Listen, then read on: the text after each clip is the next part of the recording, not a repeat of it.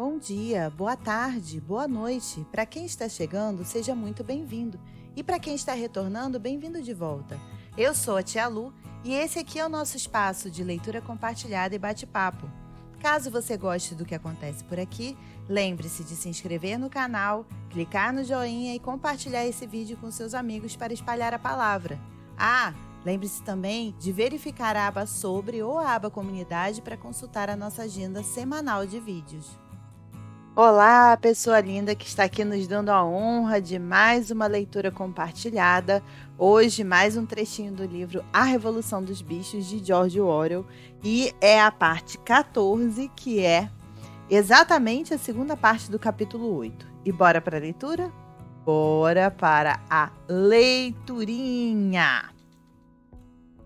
Enquanto isso, a madeira já havia sido carregada pelos caminhões com grande rapidez. Lembra aquela história da madeira, que ia ser vendido para um, o outro morte ao outro, aquela confusão toda? Pois é, vendeu a madeira. Quando tudo foi levado, outra reunião especial foi realizada no celeiro para que os animais inspecionassem as notas de Frederick. Sorrindo com um ar bem-aventurado e usando suas duas condecorações, Napoleão repousava numa cama de palha na plataforma, com todo o dinheiro ao seu lado, devidamente empilhado numa travessa da cozinha da casa grande. Os animais fizeram uma fila e passaram devagarinho por ali, tendo que cada um poderia tomar o tempo que fosse necessário a observar a dinheirama. Cascudo alongou a cabeça para farejar as notas mais de perto e os papéis delicados se mexeram e farfalharam com a sua respiração. 3 dias depois, houve uma terrível algazarra.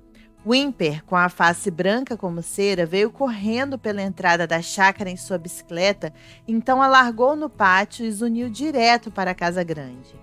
Momentos depois, um pavoroso rugido emergiu da suíte de Napoleão. A notícia do que havia se passado se espalhou como fogo por toda a chácara. As notas eram falsas. Frederick havia levado toda aquela madeira em troca de nada. Napoleão convocou imediatamente os animais e, com uma voz terrível, proclamou uma sentença de morte para Frederick. Quando fosse capturado, ele disse, Frederick seria fervido ainda vivo. Ao mesmo tempo, ele alertou a todos que, após aquela traição, eles deveriam esperar pelo pior. Frederick e seus homens poderiam iniciar a qualquer momento aquele ataque que fora antecipado há tempos. Sentinelas foram colocadas em todas as trilhas que davam acesso à chácara. Além disso, 4 pombos foram enviados a Foxwood com uma mensagem conciliatória que dava a esperança de um restabelecimento das boas relações com Pilkington. Na manhã seguinte veio o ataque. Os animais estavam no café da manhã quando as sentinelas surgiram correndo com a notícia de que Frederick e seus seguidores já haviam ultrapassado a porteira das 5 barras. Com toda a bravura, os animais avançaram ao seu encontro, mas logo viram que dessa vez não obteriam uma vitória tão fácil quanto a da Batalha do Estábulo. Eram 15 homens e dentre eles meia dúzia armados de espingardas. Eles começaram a abrir fogo assim que chegaram a 50 metros de distância. Os animais não podiam fazer frente às terríveis explosões e à saraivada de balas, apesar dos esforços de Napoleão e Cascudo para que avançassem à frente. Eles logo se viram obrigados a recuar. Um punhado deles já estava ferido. Eles se refugiaram nas construções da chácara e ficaram olhando com todo cuidado através das frestas e dos buracos nas paredes. Toda a grande pastagem, incluindo o moinho de vento, estava nas mãos do inimigo. Naquele momento, até mesmo Napoleão parecia perdido.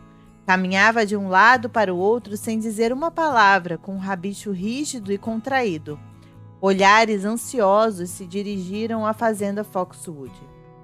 Caso Pilkington e seus homens viessem ao seu auxílio, talvez o dia ainda pudesse ser vitorioso. Mas nesse momento, os 4 pombos que haviam sido enviados no dia anterior retornaram à chácara, e um deles trazia consigo um pedaço de papel com uma mensagem de Pilkington escrito a lápis. Bem feito.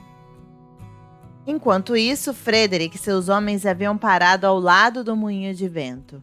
Os animais os observavam de longe e um murmúrio de medo surgiu entre eles. 2 dos homens tinham um pé de cabra e uma marreta nas mãos. Eles iriam botar o moinho abaixo. Impossível, gritou Napoleão. Nós construímos as paredes grossas demais para cederem assim. Nem uma semana eles conseguiriam derrubá-lo. Coragem, camaradas!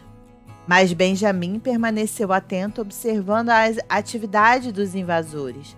Os 2, com o pé de cabra e a marreta, estavam abrindo um buraco na base do moinho de vento. Bem devagar, com um ar que beirava a diversão, ele assentiu com seu longo focinho e disse: Era o que eu pensava. Vocês não podem ver o que eles estão fazendo? E em mais algum tempo eles vão colocar explosivos naquele buraco. Aterrorizados, os animais aguardaram. Naquele momento, era simplesmente impossível se aventurar fora da proteção das construções onde eles estavam abrigados.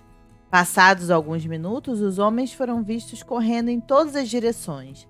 Então, houve um estrondo ensurdecedor. Os pombos uniram pelo céu e todos os animais, à exceção de Napoleão, se jogaram no chão e esconderam o rosto. Quando se levantaram novamente, puderam ver que restava uma imensa nuvem de fumaça preta onde estava o moinho. Vagarosamente, a brisa a levou embora. O moinho de vento havia deixado de existir. Ante tal visão, a coragem prontamente retornou aos animais. O medo e o desespero que sentiam foram engolfados pelo seu ódio diante daquele ato vil e desprezível. Um poderoso brado de vingança emergiu pelos ares e, sem aguardar ordem alguma, eles avançaram num grande grupo diretamente contra o inimigo. Dessa vez, eles não recuaram ante as balas que caíram sobre eles ensaraivadas. Foi uma batalha selvagem e implacável. Os homens atiraram algumas vezes e, quando os animais os encurralaram na curta distância, foram obrigados a se valer dos seus porretes e botinas pesadas. Uma vaca, 3 ovelhas e 2 gansos caíram mortos e quase todos os animais foram feridos. Até mesmo Napoleão, que dirigia as operações da retaguarda, teve a ponta do rabicho atingido por um tiro de raspão. Mas os homens tampouco saíram ilesos. 3 deles tiveram a cabeça quebrada pelos coices de cascudo. Outro foi perfurado na barriga pelo chifre de uma vaca. Outro teve suas calças quase arrancadas por Jesse Bluebell. E quando os 9 cães de guarda pessoal de Napoleão, quando ele tinha enviado por um desvio pelo outro lado da cerca, apareceram de repente no flanco dos invasores, latindo furiosamente, o pânico os dominou. Eles viram que corriam o risco de serem cercados por todos os lados. Frederick gritou para que seus homens fugissem dali enquanto ainda havia chance. No momento seguinte, todos corriam covardemente por suas vidas. Os animais os perseguiam até o fundo do campo, desferindo alguns golpes derradeiros enquanto os forçavam a fugir, pulando as cercas de espinhos. Eles venceram, mas estavam cansados e suas feridas sangravam. Vagarosamente começaram a se arrastar de volta para a chácara. A visão de seus camaradas mortos, largados sobre a relva, levou alguns deles às lágrimas. E por alguns instantes eles permaneceram num silêncio melancólico sobre o local onde antes estivera o moinho de vento. Sim, ele se foi. Não restara praticamente nenhum vestígio de todo o seu trabalho. Até mesmo as fundações tinham sido parcialmente destruídas. E se fossem reconstruí-lo, desta vez já não poderiam fazer uso das pedras caídas no seu entorno. Desta vez as pedras também haviam desaparecido. A força da explosão as arremessou a centenas de metros de distância. Era como se o moinho nunca tivesse existido. Ao se aproximarem da chácara, Dedo Duro, que estivera inexplicavelmente ausente ao longo da batalha, veio saltitando ao seu encontro, balançando seu rabicho e guinchando de satisfação. E os animais puderam ouvir, vindo da direção das construções da propriedade, um solene disparo de espingarda. Qual o motivo de tal disparo? Indagou Cascudo. Para celebrar nossa vitória, exclamou Dedo Duro. Qual vitória? Disse Cascudo. Seus joelhos sangravam. Ele tinha perdido uma das ferraduras e rachado um casco. Além disso, uma dúzia de fragmentos de chumbo de espingarda havia se alojado numa das suas patas traseiras. Qual vitória, camarada? Nós não acabamos de expulsar os inimigos para fora da nossa terra, o solo sagrado da chácara dos animais? Mas eles destruíram o moinho de vento e nós trabalhamos nele por 2 anos. O que importa? Nós iremos construir outro moinho. Nós construiremos mais 6 deles se quisermos. Você não compreende, camarada, a coisa grandiosa que acabamos de realizar. O inimigo ocupava este mesmo chão em que estamos. E agora, graças à liderança do camarada Napoleão, nós reconquistamos cada palmo dele de volta. Então nós ganhamos de volta o que já era nosso, disse Cascudo. Essa é a nossa vitória, completou Dedo Duro. Eles se arrastaram até o pátio. O chumbo sob o couro da perna de Cascudo ardia dolorosamente. Ele via à sua frente a dura tarefa de reconstruir o moinho de vento desde as suas fundações, e na sua imaginação ele já se preparava para o trabalho. Mas, pela primeira vez, lhe ocorreu à mente que ele já contava 11 anos de idade e que talvez os seus grandes músculos já não estivessem na mesma forma de anos atrás. No entanto, quando os animais viram a sua bandeira verde tremulando e ouviram a arma disparar novamente, ao todo foram dados 7 disparos, e presenciaram mais um discurso feito por Napoleão, os congratulando por sua conduta. A todos pareceu que, no fim das contas, eles de fato haviam conquistado uma vitória grandiosa. Aos animais mortos na batalha foi dado um funeral solene. Cascudo e Margarida puxaram o vagão de carroça que serviu de carro fúnebre, e o próprio Napoleão caminhou à frente da procissão. 2 dias inteiros foram dedicados às celebrações. Houve canções, discursos e novos disparos da espingarda. E um prêmio especial foi dado a cada animal. Uma maçã, cada ave ganhou 50 gramas de milho e cada cachorro ganhou 3 biscoitos. Foi anunciado que a batalha se chamaria Batalha do Moinho de Vento e que Napoleão havia criado uma nova condecoração, a Ordem da Bandeira Verde, que conferiu a si mesmo. Em meio a tantas celebrações, o assunto infeliz das notas de dinheiro falso acabou sendo esquecido. Foi alguns dias depois disso que os porcos acharam uma caixa de uísque na adega da Casa Grande. Ela passou desapercebida quando a casa foi inicialmente ocupada. Naquela noite, surgiu da Casa Grande um som alto de festa e cantoria, e no meio dele, para surpresa geral, era possível escutar alguns trechos de Bichos da Inglaterra. Aproximadamente 9h30 da noite, Napoleão, usando um velho chapéu coco do Sr. Jones, foi visto claramente saindo da porta dos fundos. Ele deu um rápido galope em volta do pátio e logo sumiu pela mesma porta. Na manhã seguinte, no entanto, um profundo silêncio pairava sobre a Casa Grande. Já era quase 9 horas quando o Dedo Duro apareceu, andando lentamente e desanimado, com o olhar caído, o rabicho mole e uma aparência geral de quem estava seriamente doente. Ele convocou os animais e lhes contou que tinha uma terrível notícia para dar. O camarada Napoleão estava morrendo.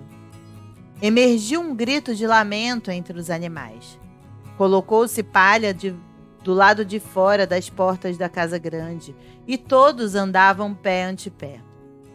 Com lágrimas nos olhos, eles se perguntavam um ao outro o que fariam se seu novo líder fosse tomado deles. Correu um rumor pela chácara de que Bola de Neve havia conseguido, finalmente, envenenar a comida de Napoleão. Às 11 horas, Dedo Duro saiu para fazer outro pronunciamento.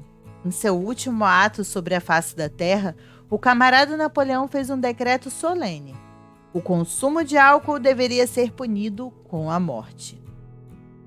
Pela tardinha, no entanto, Napoleão já parecia estar um pouco melhor, e na manhã seguinte, Dedo Duro pôde anunciar a todos que ele estava em plena recuperação.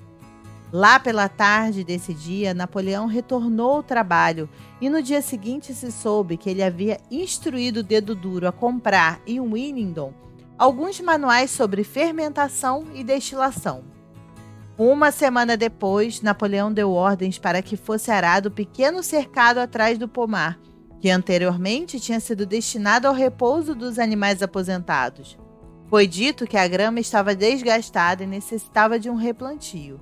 Porém, logo ficou claro que, na realidade, Napoleão tinha intenção de semeá-la com cevada. Mais ou menos nessa época, ocorreu um estranho incidente que praticamente ninguém conseguiu compreender. Numa noite, já por volta de meia-noite, ouviu-se um grande barulho no pátio e os animais correram das cocheiras para ver o que se passava. Era uma noite de lua cheia. Ao pé da parede, no fundo do grande celeiro, onde os 7 mandamentos foram escritos, estava uma escada quebrada em 2 pedaços. Dedo Duro, temporariamente atordoado, estava estatelado ao seu lado, tendo junto a si uma lanterna, um pincel e uma lata de tinta branca entornada no chão. Os cães logo cercaram Dedo Duro e o conduziram de volta à casa grande assim que ele teve forças para caminhar. Nenhum animal conseguiu ter alguma ideia do que aquilo tudo significava, exceto pelo velho Benjamin, que balançou o focinho com um ar de entendimento e, de fato, pareceu entender o que se passava, mas, no fim das contas, não disse coisa alguma. Alguns dias depois, no entanto, Muriel, lendo os 7 mandamentos para si mesma, percebeu que havia outro mandamento do qual os animais tinham se lembrado errado. Os animais tinham se lembrado errado, entenderam? Ninguém mudou os mandamentos ao longo de todo esse tempo. Eles pensavam que o 5º mandamento era nenhum animal beberá álcool, mas haviam se esquecido de 2 palavras. Na verdade, o mandamento dizia: nenhum animal beberá álcool em excesso. E assim a gente vai terminando aqui a nossa leiturinha de hoje. Espero que vocês estejam gostando. Se você está gostando, deixa um like aqui para fortalecer o projeto. Se inscreve no canal, compartilha com seus amigos. Aqui embaixo tem os meus links para as minhas redes sociais, caso você queira me seguir no Twitter ou no Instagram. E aqui em cima tem a playlist com todos os trechos de A Revolução dos Bichos que eu já li até agora. Tá bom? Então a gente se vê no próximo vídeo. Um beijo e tchau. Tchau! Até a próxima. Obrigada!